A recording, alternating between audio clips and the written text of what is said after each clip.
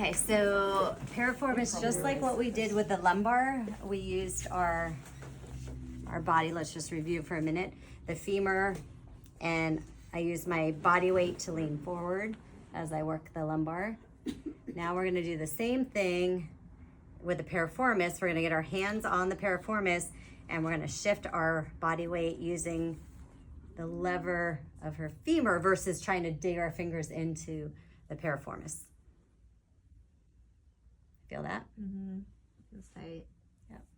So that's one easy way to work it. Rather than stressing your fingers, use the shaft of the humerus to glide it posterior.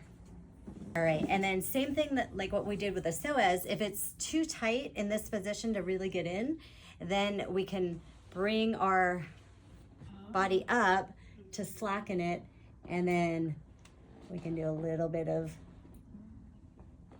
stretch as we keep our fingers on the piriformis. And this table's a little high for me, so it's perfectly fine to have the knee a little bit lower on your abdomen. Okay, so those are two techniques, and I'm gonna show you a third technique that's not in sideline if you have a client that you feel like may not be able to tolerate sideline for various orthopedic reasons. Okay, so practice those two, and then we'll go on to the other. Yeah. I was